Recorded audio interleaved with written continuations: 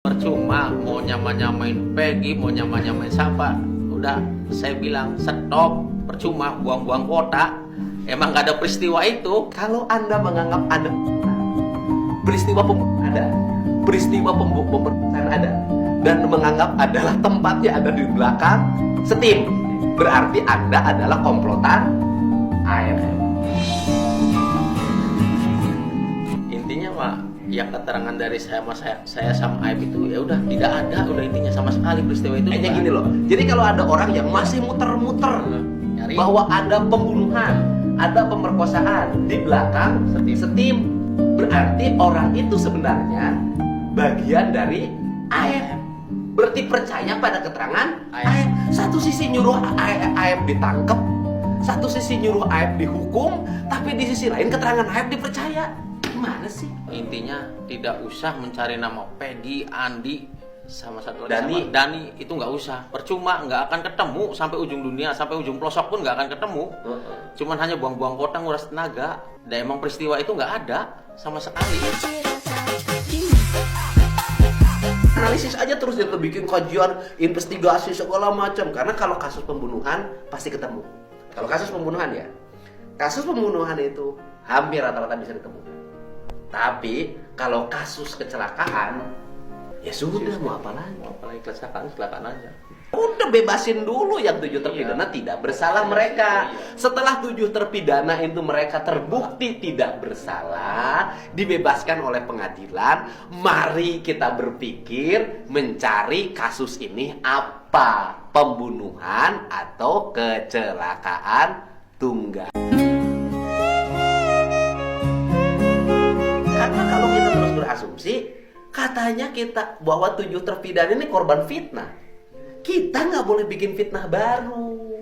Korban fitnah, Pak. Nanti adalah pembunuh adalah Peggy Setiawan Cianjur. Ya nanti aja selidiki. Selidiki bener, Pak. Ya kan, udah selidiki aja. Siapapun patut dicurigai. Itu kan hak masing-masing. Hak setiap masing-masing. Wah, terus kemudian omongin lagi, itu tes DNA nya palsu. Lucu, Pak. Ya kan, ya andai kata pun tes DNA-nya misalnya palsu, ya tes DNA tidak akan menghalangi penyelidikan dan penyidikan.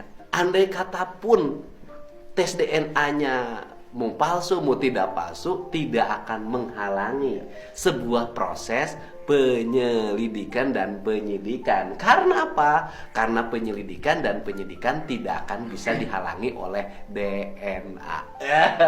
Betul gak, Mas? Betul. Iya kan? Oh, bener gak? Karena penyelidikan dan penyidikan tidak akan bisa dihalangi oleh DNA.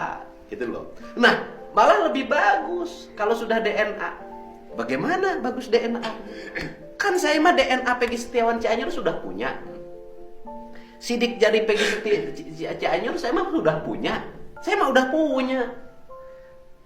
DNA-nya saya udah punya, Bos. Udah punya kan? Sidik jarinya sudah punya.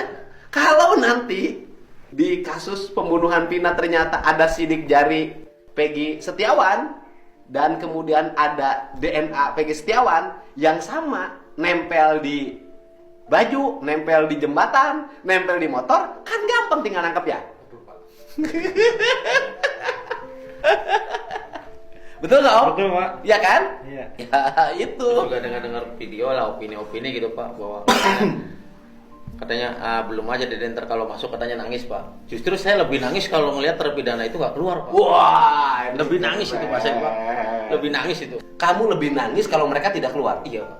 Jelas itu, Pak. Keren. Nih saya mau ngomong politik sedikit ya. Ini kan ada juga orang yang memanfaatkan kasus ini untuk melakukan penjagalan terhadap langkah politik saya.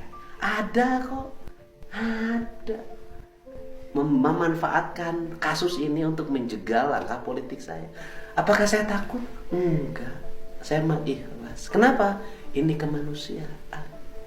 Ini membebaskan orang. Karena andai kata pun besok saya jadi apa? Jadi apa?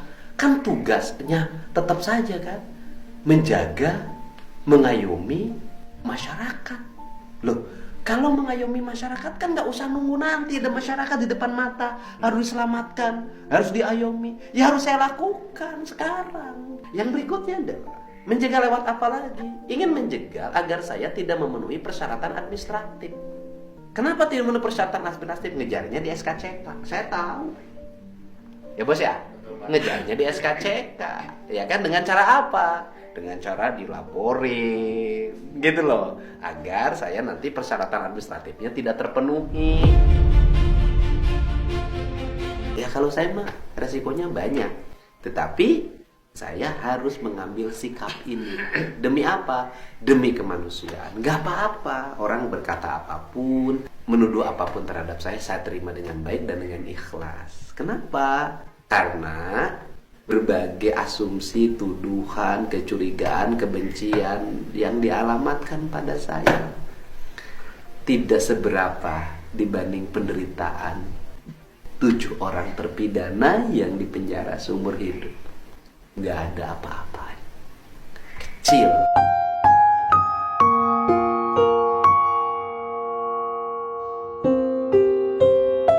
Tujuh orang terpidana seumur hidup sudah menjalani 8 tahun. Jauh lebih menderita